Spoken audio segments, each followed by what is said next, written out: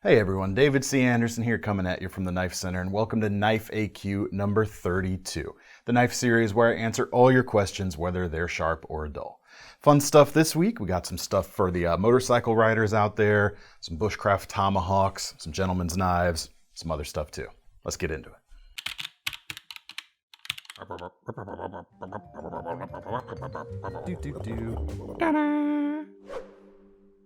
All right, as always, thank you everyone for submitting your questions to this series. And if you are watching and want a chance to get one of your questions possibly featured in this in a future episode, just make sure to leave your question in the comment section below, and we'll hopefully be able to get to you. Starting off this week with Russell Neal. He says, I recently started a new job and I find myself needing a knife that I can quickly lock and unlock. 3 to 4 inch blade flipper, assisted maybe, or crossbar lock button lock. Also something with a decent pocket clip, possibly serrations, not too heavy. I'm very picky, but you're calling on me to answer you. About $100 or less. Okay, cool. Yes, absolutely, and I've got one well under that, a good deal under that $100 point anyway. The SOG XR, which comes in at about $80 right now. And to me, kind of the fastest knife style out there in terms of not just opening, but also closing and getting back into your pocket is an unassisted crossbar locking knife, which is what you get in this particular case. Mainly when you're dealing with an assisted opening knife, when you go to close it, you're gonna start having to deal with a little bit of resistance as you get close to the closed position from that spring, but that's not the case with these guys. But when it comes to a well-tuned crossbar lock like SOG's XR lock here, very easy. You can pull it out of your pocket, wrist flick it open, and closed as soon as you're done cutting. It's super fast, real easy to get what you need done and then move on with your life, or your job in this case. Flipper tab as well, if you want to open it like that. Also, thumb studs. You've got all kinds of different options for opening it. Folded over pocket clip. It's not like the flashiest or best looking pocket clip, I don't think, but it's certainly functional. It is folded over, but it does leave enough sticking out of your pocket that you can grab it easily, which if you're needing to use this in your line of work, you might not want to be fiddling around to get to it too often. Like you talked about speed of access and using the knife overall, that is kind of part of the equation as well. As far as materials, we've got G10 for the handles, a good kind of middle of the road amount of grip. It's aggressive enough. I don't like to use the word aggressive. It's strong enough where you've got some traction, but it's not so aggressive that it's gonna kind of tear up your pockets that quickly. And for the blade material, we've got D2 with the option of partial serrations. You can get it with a plain edge too if you want. But a real nice slicing profile, full flat grind, really nice knife overall, and I think priced very well. All right, next question comes from Wake. Is there any alternative to the SOG Terminus? I want something with a 3.4 inch blade, but as similar to the Terminus as possible. Manual, crossbar lock, flipper optional, and under 60 with a decent steel like D2. The under 60 there is kind of going to be the limiting factor, and for that reason, I'm going to go with that SOG tack again. Blade shape is not super analogous to the Terminus. One of my first thoughts was actually something like the Benchmade Mini Presidio, which is a little bit smaller than your 3.4 inches, but kind of has a similar vibe and feel, but that's an assisted knife, and it's about double the price of your $60 budget. So this guy's still above that $60 budget, but in terms of a bigger option than the Terminus, under $100, you've got this, and you've got like the Gerber Sumo, which is considerably cheaper. But if you're looking for something like D2, you're probably not going to be happy with the 7CR stainless that knife comes with. And so for that reason, check this guy out. It's got the same great features that the Terminus has, those 3 different opening methods, the XR lock. Give that a look. Let me know what you think. Next question comes from Jeff. I am looking for a quality bird and trout knife. Could you recommend something under the $100 mark, but with good quality? Sure. I got one I like here that maybe a little forgotten about sometimes at about $55. The Case 3.125 inch Hunter. This is a little guy, but it's got that perfect little bird and trout style to the blade itself. It's got a high polished blade here. It's just their simple stainless steel.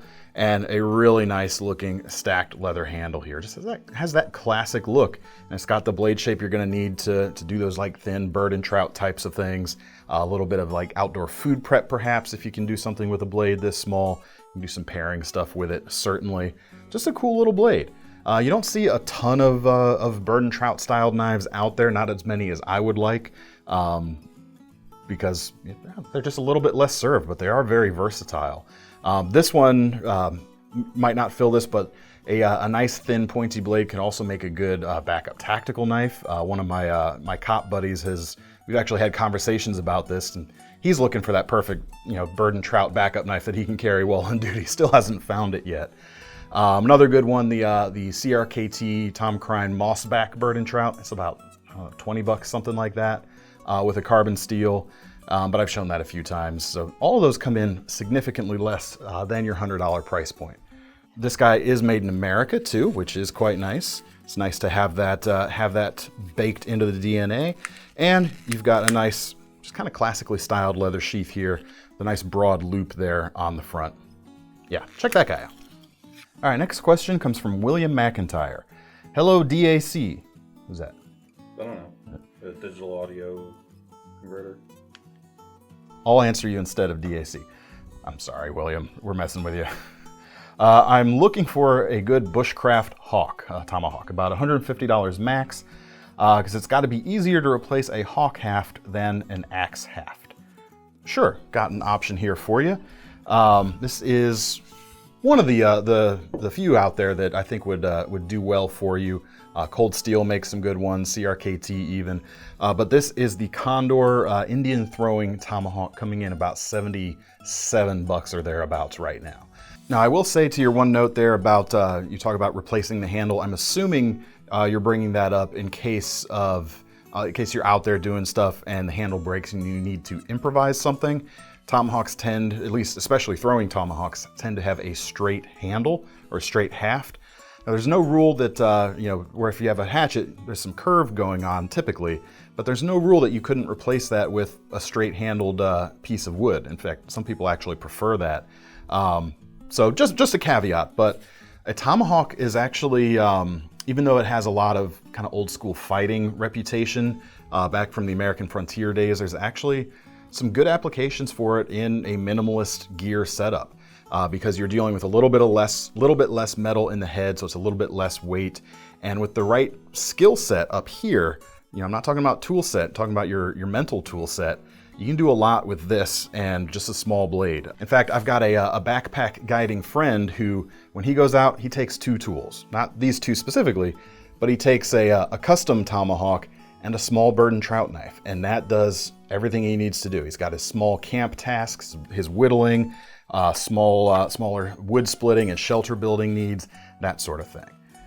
Now you can certainly go with something that has kind of a hammer pole on the backside. That can certainly be useful. But if you go with something like this Condor that has a smooth back here, one of the advantages is the way you can kind of grab that with your fist and get right behind the edge itself. And that's going to make it more usable for getting in there and if you need to use that axe head for some more finer carving tasks rather than chopping. As far as the materials here, you've got 1060 carbon steel in this case, so nice and durable and nice hickory handle there. It does have a traditional friction fit head, but they also add essentially a set screw there that drills in to the side of the wood itself. But that's not necessary. If that pops out, you could certainly just do a standard fit with these guys. And this has what you need to kind of take this with you for, bushcrafting, etc. If you're heading out on the trail or heading to camp, you've got a nice leather mask there for the edge, as well as a belt loop to carry it with you. All right, next question comes from Roman Carlisle.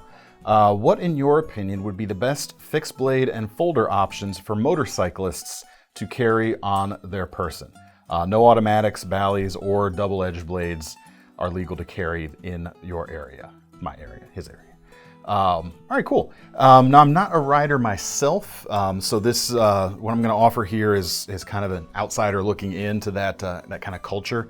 But cyclers, that's the bikers who are watching this video, Let us know what you guys carry down in the comments. But I do have some options here.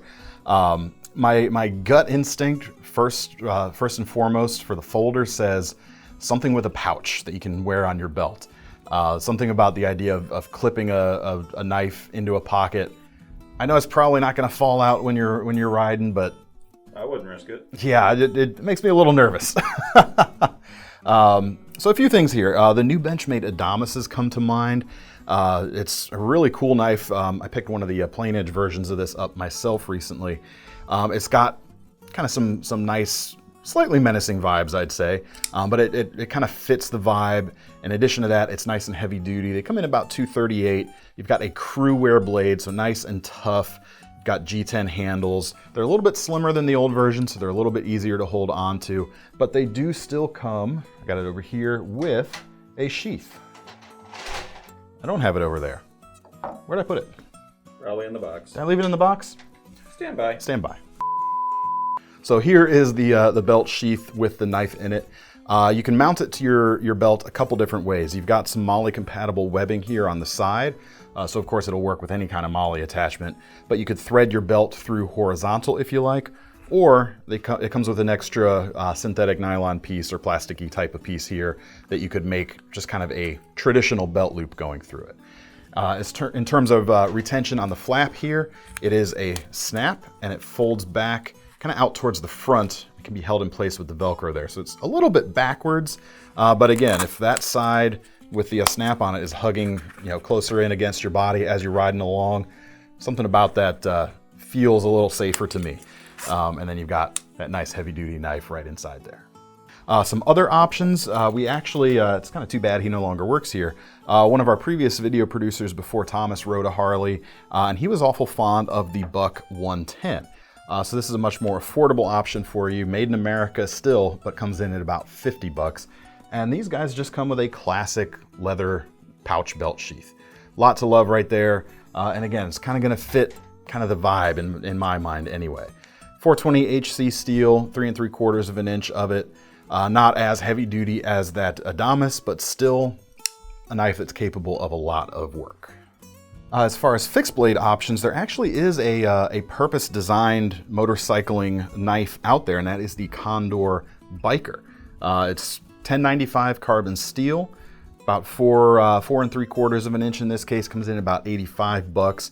But the thing about this knife for bikers specifically are the cutouts here in the handle. They're actually designed to be hex wrench heads, and then this kind of, I don't know, for lack of a word, jimped section here on the inside could be used to kind of wedge in and turn some other things that may not fit those sections specifically. And the sheath on this guy works in concert with that. It is a Kydex sheath in this case, and it actually has some little finger grooves on it. So if you're using this to turn any of that stuff, you've got a nice place for actually all 4 of your fingers here to grab onto and do that turning. A little bit safer than grabbing the edge itself, I'd say. Now you've got some nice positive retention in that Kydex, and it comes with just a standard kind of drop style of sheath right here. Some more snaps on the back. This will also fit a large tech lock if you'd rather carry it like in a different position, like cross draw or horizontal or something like that. So all that being said, I think we need another fixed blade option with a bit more attitude, just because why the heck not? So the Tops Windrunner XL, I think is another really cool option. About 135 bucks. It's got the attitude and it's got a cool name like Windrunner, which I know doesn't affect the performance at all. And especially this is the Snake River edition, so it's more about being on the water than on the asphalt. But in any case, it's kind of cool. It's got some nice vibes in that respect. 5 1/4 inches of blade, 1095, nice aggressive recurve going on, and a very prominent amount of belly there at the front. You certainly get a lot of work done. If you're the kind of biker that likes to take your gear out and camp, like bike camping and that sort of thing, I think this would be really nice for that as well. Full tang construction, micarta handles, Kydex sheath with some adjustability there, nice J-clip going on. But again, tech lock should work just fine. A lot going on with this guy as well. All right, next question comes from Brad Bowen. Brad Bowen, you must be. Can you compare the SpyOpera and the new Bird's Eye Maple Chaparral from Spyderco? I'm looking for a classier folder and would appreciate your opinion. Absolutely. So first off, price-wise, they're really close for these two kind of classier, gentlemanly looking lockbacks. We're about $175 for the Italian-made SpyOpera, and pardon my reach here, and about $161 for the Chaparral, which is made in Taiwan. So I'll start with what they've got in common. Both of them sub 3 inches in the blade length, classy looking handles in terms of the color. It doesn't scream tactical in either case. Mid-mounted backlock, and of course we've got the wire deep carry pocket clip on both that lets a little bit of the handle peek up, but not much.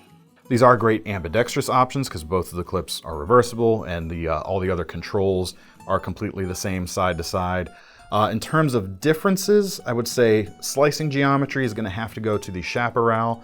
We've got XHP steel here, very thin going on, and you've got that full flat grind as well.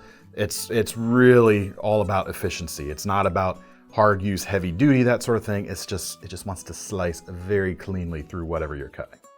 The SpyOpera is certainly going to slice well too, but the blade stock is a little bit thicker and the grind is not as high either. So it's just in a head-to-head, it might struggle just a little bit more, but it's still got a very good slicing profile going on. In terms of handle comfort, it's kind of a toss-up on what you prefer. The SpyOpera is nice and neutral, so if you have larger hands, that might work a little bit better. But I've always found the Chaparral to work very nicely for me with my slightly larger than average hands, especially with that nice full-size finger choil there out at the front. There's a couple other little touches. You've got a crowned spine on the SpyOpera, and that extends into the leaf spring for the lock as well. This being made in Italy by Lion Steel in particular in this case, because they've got their Opera model, which this is based on.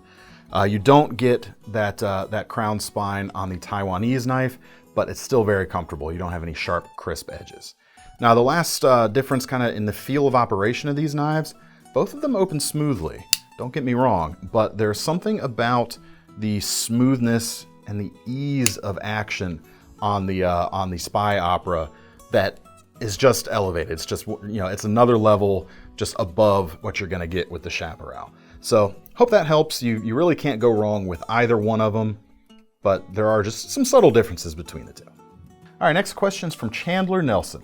I really love the cleaver style knives like the Gerber Fastball, but is there a knife that is similar with a crossbar lock system? Found it hard to go back to liner and frame locking knives.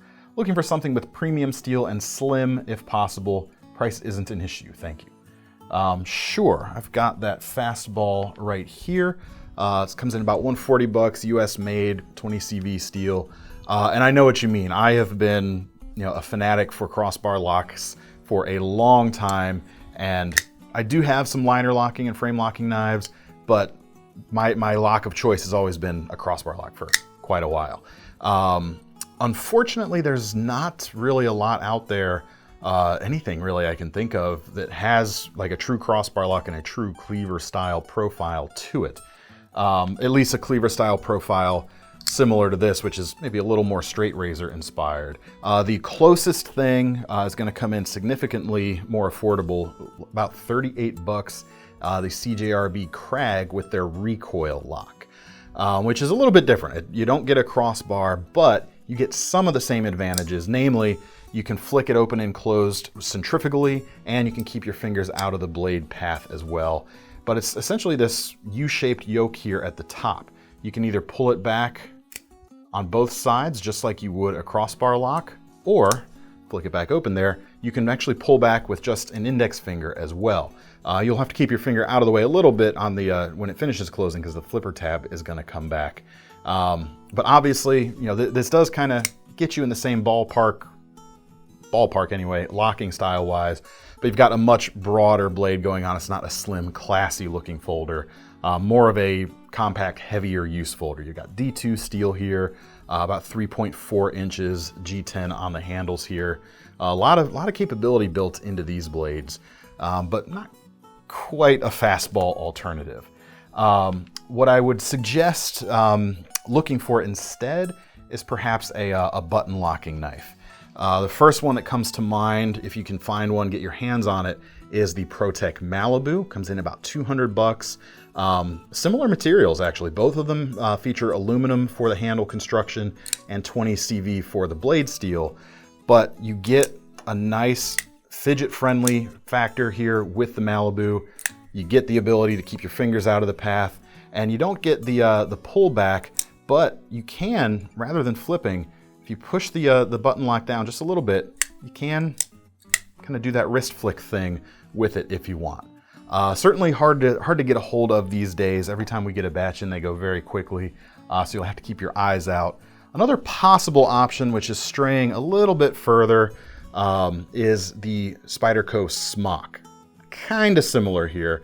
$175 for these, Taiwanese construction. We've got S30V, 3.4 inches of blade, and a carbon fiber G10 laminate for the handle.